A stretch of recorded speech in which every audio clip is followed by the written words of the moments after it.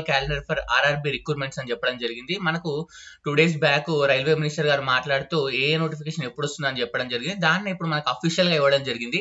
మీరు ఇక్కడ గమనించాల్సిన అంశం చూసినట్లయితే జనవరి నుంచి మార్చి మధ్యలో ఏఎల్పి అని చెప్పారు. ఆల్రెడీ మనకు ఏఎల్పి నోటిఫికేషన్ రావడం జరిగింది. అండ్ అదేవిధంగా ఏప్రిల్ టు జూన్ మధ్యలో మనకు దీనికి సంబంధించినటువంటి టెక్నీషియన్ నోటిఫికేషన్ అన్నారు. యాక్చువల్ గా మనకు టెక్నీషియన్ నోటిఫికేషన్ ఫిబ్రవరిలో ఇస్తా అన్నారు, కానీ ఇప్పుడు మళ్ళీ ఏప్రిల్ నుంచి జూన్ మధ్యలో టెక్నీషియన్ నోటిఫికేషన్ అనేటువంటి అంశాన్ని అయితే ఇక్కడ చెప్పడం జరుగుతుంది.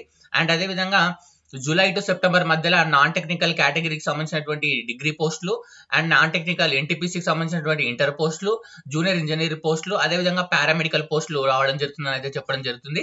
అండ్ అక్టోబర్ డిసెంబర్ మధ్యలో మనకు లెవెల్ 1 అంటే గ్రూప్ డి, అదేవిధంగా మినిస్ట్రీ ఆఫ్ ఐసోలేటెడ్ కేటగిరీలకు సంబంధించినటువంటి ఉద్యోగాల నోటిఫికేషన్ రాబోతున్నట్లు వీళ్ళైతే ప్రజెంట్ చెప్పడం జరుగుతుందండి.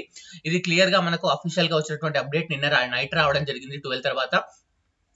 ఇది మీరు గమనించవచ్చు, ఆర్ఆర్బి గౌహతి అఫీషియల్ వెబ్సైట్ లో మనకు రావడం జరిగిందండి. ఇది ప్రజెంట్ ఉన్నటువంటి క్యాలెండర్. అయితే వీళ్ళు ఏం చెప్తున్నారంటే ప్రతి ఇయర్ కూడా మనకు ALP technician, NTPC, group D, JE and paramedical ఇలా ప్రతి ఇయర్ కూడా సేమ్ సర్కిల్ ఉంటుందని చెప్పేసి అయితే చెప్పడం జరిగింది మన రైల్వే మినిస్టర్ గారు మాట్లాడుతూ.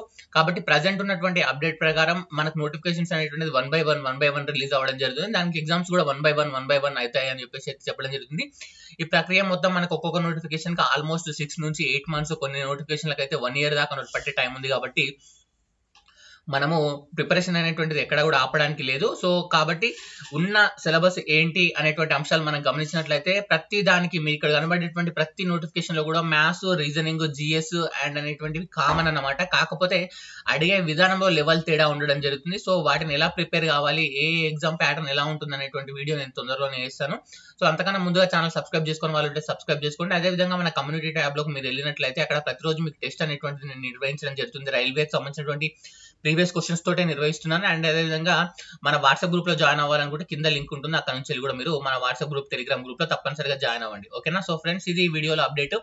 నెక్స్ట్ ఏదైనా అఫీషియల్ అప్డేట్ వచ్చినట్లయితే రైల్వే నుంచి ఇస్తాను. Thank you so much. Please like and share this video.